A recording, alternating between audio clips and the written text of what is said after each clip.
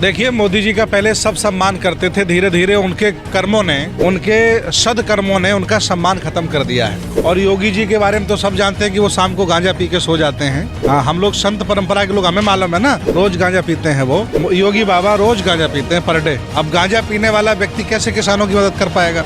आप प्रधानमंत्री अब आगे चल कर 24 घंटे काम करेंगे तभी उनको भोजन मिलेगा, क्योंकि वो आसाराम के भाई झांसाराम हो चुके हैं। प्रधानमंत्री अपनी पत्नी को मन की बात नहीं बता पाए, वो हम किसानों को क्या बताएंगे? जैसे ही पश्चिम बंगाल का चुनाव आ गया, वैसे ही उन्होंने अपना रविन्द्रनाथ टैगोर का गेटअप बना लिया है। इतना कलाकार झांसाराम है कि क्या बताएं हम। आसाराम का बड़ा भाई झांसाराम। मैं तो उस मोर से कह रहा था जिनको वो दाना छुंगा रहे थे, मैंने कि मोर आगे मत बढ़ जाना, ना तुझे भी बेच देगा ये। अच्छा हुआ कोरोना आ गया, न ये मोदी कम से कम हजारों अरब रुपया विदेश यात्रा में खर्च कर देता। बढ़िया रहा कोरोना आ गया। जितने हमारे यहाँ फावड़ा चलाते हैं उतने तो पाकिस्तान में जनसंख्या नहीं है। क्या हमको खाना खिलाएगा पाकिस्तान? हाँ, राम मंदिर विकास नहीं है, ये आस्था का सवाल है। काय का विकास इन्होंने किया? फर्जी लोग झूठ बोलते हैं, ये उनको मूर्ख बना लेते हैं जो मूर्ख होते हैं। मूर्खों को बहका सकते हो गांजा पिलाकर, शराब पिलाकर, 2000 रुपया महीने मंथली किसानों के खाते में भेजकर। अब वो बाबा रामदेव नहीं, अब लाला रामदेव हो गए हैं वो। इसलिए बाबा रामदेव को लाला रामदेव हो गए तो अडानी अंबानी के दोस्त हो गए, उनके साथ बैठना उठना हो गया। वो किसानों को मूर्ख बता रहे, एक बयान दिया उन्होंने। बिल्कुल बिल्कुल पतंजलि के बहिष्कार होना चाहिए, तभी चेतेंगे। ये तानाशाही सरकार है, घमंड में है। अगर हम किसान कहते हैं भाई सब लोग बंदूक छोड़ दो, आ जाओ घर वापस, तो सरकार कौन चलाएगा इनकी? और मोदी जी के सारे अब तक के जितने निर्णय हैं वो सब गलत हैं। पूरे देश का सरदार रोड पर बैठा है और ये बताइए गुरुद्वारे में जा रहा है। शर्म नहीं आ रही है प्रधानमंत्री होकर? जो किसान समझदार है, पढ़ा लिखा है, जागरूक है और जिंदा है, वो रोड पर है, और जो मूर्ख है, बिका हुआ है, मोदी भक्त है, वो खेतों में है। अभी तक तो आप यहाँ पर देख रहे थे कि किसानों के बीच सिर्फ किसान मौजूद है, सिख मौजूद है, मुसलमान मौजूद है। लेकिन अब जो एक देश, हमारे देश की जो परंपरा, सभ्यता और संस्कृति रही है, सर्वधर्म संभव, उनके नज़ारा यहाँ पे, उनका नज़ारा आपको देखने को यहाँ पे मिलेगा कि अब बौद्ध धर्म के लोग भी किसानों के समर्थन में उतर आए हैं। और क्या कहना है, आइए खुद उनसे जानते हैं। जी बाबा, क्या ऐसा हुआ कि आपको आना पड़ा यहाँ पर गाजीपुर बॉर्डर पर? भिक्षु सुमित रत्न मेरा नाम है। हम लखनऊ उत्तर प्रदेश से आए हैं।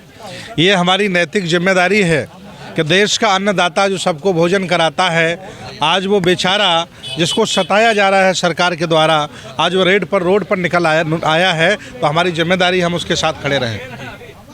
योगी जी तो बहुत संत आदमी है, मोदी जी भी कोई मतलब बोलते हैं कि हम फकीर हैं, नंगे हैं, कोई नहीं है, हमारा परिवार नहीं है कुछ भी। देखिए, मोदी जी का पहले सब सम्मान करते थे, धीरे धीरे उनके कर्मों ने, उनके सदकर्मों ने उनका सम्मान खत्म कर दिया है। हाँ, उनका ये भी एक सदकर्म है जो किसानों को मजदूर बनाना चाह रहे हैं। और योगी जी के बारे में तो सब जानते हैं कि वो शाम को गांजा पी के सो जाते हैं। हाँ, हम लोग संत परंपरा के लोग, हमें मालूम है ना, रोज गांजा पीते हैं वो। योगी बाबा रोज गांजा पीते हैं पर डे। अब गांजा पीने वाला व्यक्ति कैसे किसानों की मदद कर पाएगा? गांजा पीते हैं, उनका कोई न्यायिक चरित्र नहीं, ना योगी ना मोदी का।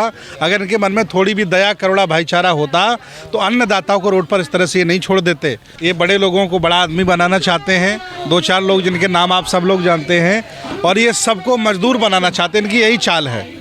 हाँ, प्रधानमंत्री तो 18-18 घंटे काम करते हैं। हाँ, प्रधानमंत्री अब आगे चल कर 24 घंटे काम करेंगे तभी उनको भोजन मिलेगा, क्योंकि वो आसाराम के भाई झांसाराम हो चुके हैं।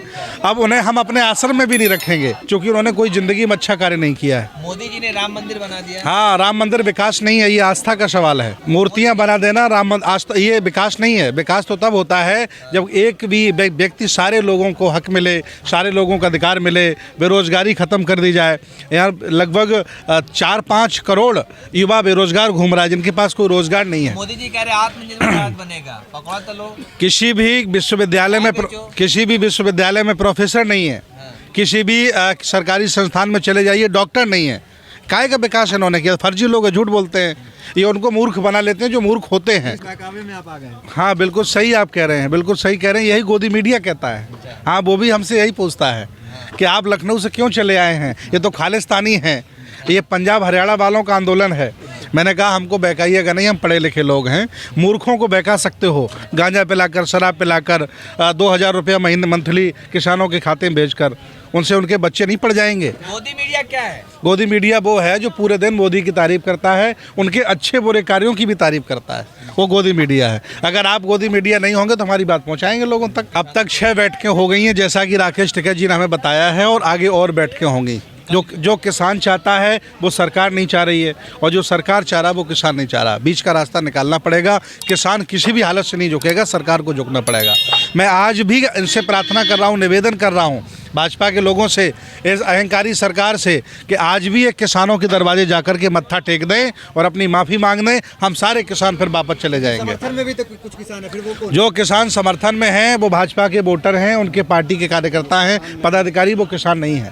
जब भाजपा के वोटर सपोर्टर तो सभी लोग हैं जो किसान प्रदर्शन कर रहे हैं। नहीं, वोटर तो हम सारे लोग भाजपा के हैं, लेकिन आज हमारे हकों का, आज हमारे भाजपा को वोट दिया हमने नहीं, सारे लोगों ने दिया है। हमारी तो छोड़ो, आप पूरा भारत ही दिया भाजपा को वोट, इसलिए कि अच्छे दिन आएंगे। अब यही अच्छे दिन है कि 40 दिन से किसान खेत में बैठा हुआ है, रोड पे बैठा है, ये अच्छे दिन है। 370 हटा दिया, राम मंदिर बना दिया। राम मंदिर बनाना, 370 हटाना, ये विकास नहीं है, ये विकास के दायरे में नहीं आता, ये मूर्खों के लिए विकास होगा। मोदी जी ने कहा था कि किसानों की आय दुगनी हो जाएगी। हाँ, किसी भी किसान की आय दुगनी नहीं हुई है, झूठा है, बिल्कुल गलत है। और मोदी जी के सारे अब तक के जितने निर्णय हैं वो सब गलत हैं।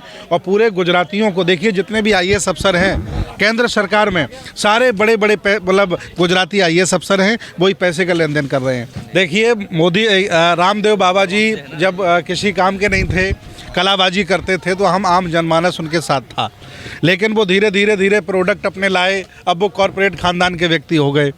अब वो बाबा रामदेव नहीं, अब लाला रामदेव हो गए हैं वो। इसलिए बाबा रामदेव को लाला रामदेव हो गए, तो अडानी अंबानी के दोस्त हो गए, उनके साथ बैठना उठना हो गया। वो किसानों को मूर्ख बता रहे, एक बयान दिया उन्होंने। मैं अपील कर रहा हूँ उन सभी किसानों से कि बाबा रामदेव के सारे प्रोडक्टों का बहिष्कार करिए, अंबानी के प्रोडक्ट का बहिष्कार करिए, तभी चेतेंगे ये। और अगर ऐसा नहीं करोगे तो ये देश पे कब्जा कर लेंगे और तुम्हें मजदूर बना देंगे। जी, पतंजलि का बहिष्कार करने के बिल्कुल बिल्कुल, पतंजलि का बहिष्कार होना चाहिए।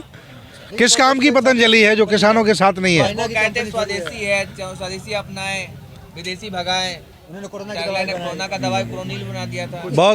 बहुत सही आप कह रहे हैं। कोरोना की दवाई बना दी थी तो वैक्सीन आ रही है भाई। कोरोना की दवाई बना दी गई, फिर भी अरबों रुपया की वैक्सीन खरीदी जा रही है। और मैं ताज्जुब की बात ये बताऊं कि ये हाथ फैलाता है अमेरिका के सामने, और अमेरिका के एक छोटा सा पार्ट कनाडा का प्रधानमंत्री किसानों का समर्थन कर रहा है, और सरकार के समझ में नहीं आ रहा है। ये तानाशाही सरकार है, घमंड में है। अगर हिंसा पर उतारू हो जाएं तो सरकार को हम बता दें कि किसानों के लड़का पुलिस वाले हैं, किसानों की लड़का आर्मी में है, यही IAS PCS जज हैं, इनके पास है कौन है? अगर हम किसान कहते हैं भाई सब लोग बंदूक छोड़ दो, आ जाओ घर वापस, तो सरकार कौन चलाएगा इनकी? जो किसान समझदार है, पढ़ा लिखा है, जागरूक है और जिंदा है, वो रोड पर है, और जो मूर्ख है, बिका हुआ है, मोदी भक्त है, वो खेतों में है। संबित पात्रा का न्यायिक चरित्र, उनका मोरल आप सब लोग जानते हैं कितना गिरा हुआ है। एक दर्जन बार उसे गालियां दी गई, एक दर्जन बार झूठ साबित कर दिया, तब भी पता नहीं अपना मुंह लेकर के आ जाते। जैसे मोदी जी हैं, पूरे देश का सरदार रोड पर बैठा है, और ये बताइए गुरुद्वारे में जा रहा है। शर्म नहीं आ रही है प्रधानमंत्री होकर? असली सरदार सन्नी देओल नहीं है मेरा, असली सरदार हमारा पगड़ी वाला है, जो लंगर चला के नानक का भक्त खाना खिला रहा है, ये हमारा असली सरदार है। सिंह इज किंग सरदार कहते हैं तो उन्हें शर्म आनी चाहिए। सन्नी को, धर्मेंद्र को, हेमा मालिनी को, जो खेती काटती हैं, वोट ले लेती हैं जनता के, क्यों नहीं आ रही हैं? अनाज खाने वाले, दाल चावल खाने वाले किसानों के साथ हैं, और जो गोबर खाने वाले हैं वो किसान का विरोध कर रहे हैं। हाँ, वो सारे लोग हैं जो किसानों का विरोध करें। गोबर खाते होंगे और गोबर से ही काम चलेगा उनका, वो गेहूं कहाँ खाएंगे? बिल्कुल सब आएंगे। जो किसान विरोधी है वो गोबर खाने वाला है, वो सारे लोग हैं। जो किसान विरोधी है वो गोबर खाए। प्रधानमंत्री अपनी पत्नी को मन की बात नहीं बता पाए, वो हम किसानों को क्या बताएंगे? अब प्रधानमंत्री को चाहिए कि वो दिल की बात करें। और बुढ़ापा आ गया उनमें, बाल सफ़ेद हो गए हैं। जैसे ही पश्चिम बंगाल का चुनाव आ गया, वैसे ही उन्होंने अपना रविन्द्रनाथ टैगोर का गेटअप बना लिया है। इतना कलाकार झांसा राम है कि क्या बताएं हम। आसा राम का बड़ा भाई झांसा राम जी। आसाराम कहाँ, वो कहाँ आसाराम? आप चेहरा मिला लीजिए दोनों का, बड़े छोटे भाई न लगे तो बता देना आप हमें, आप मिला लो ना। लेकिन आज भी हमारे मन में दया करुणाशील है।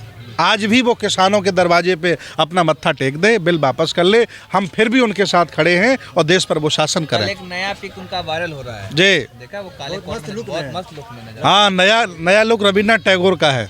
मैं तो उस मोर से कह रहा था जिनको वो दाना छुंगा रहे थे, मैंने कि मोर आगे मत बढ़ जाना, ना तुझे भी बेच देगा ये। भगवान भी इनसे प्रसन्न नहीं है, क्योंकि एक ज़माना था, मैंने पढ़ा है कि पत्थर पे जय श्री राम लिख देते थे और पत्थर पानी में तैर जाता था। अब 6 पिलर उस अयोध्या में खड़े किए गए, वो पिलर मिट्टी में चले गए। मैंने कह रहा देख लो नेट पे डाल के, तो भगवान भी इनसे प्रसन्न नहीं है। बहुत जल्द इनका पतन होगा, चाहे योगी हो, चाहे मोदी हो, चाहे खट्टर हो। देखिए, सरकार हमें नहीं थका पाएगी। किसान अपनी व्यवस्थाएं लेकर के आया है, दाल चावल आटा सब बांध के आया है, और अगर हमें 1 साल भी बैठना पड़ेगा तो हम लोग बैठे रहेंगे, है ना। सवाल तो फिर उठता है ना कि फंडिंग कहाँ से आ रहा है? नहीं, हमारा खुद खेती है ना, कैसे हमको से आ रहा है पैसा आप लोगों को? खालिस्तान बना ही नहीं, आएगा कहाँ से पैसा। ये लोग आरोप लगा रहे पाकिस्तान खुद भूखों मर रहा है। जितने हमारे यहाँ फावड़ा चलाते हैं उतने तो पाकिस्तान में जनसंख्या नहीं है, क्या हमको खाना खिलाएगा पाकिस्तान। ये कह रहे चाइना से पैसा आ रहा है, चाइना में ज़्यादा बच्चे पैदा हो गए, चाइना खुद ही परेशान है, भुखमरी है वहाँ।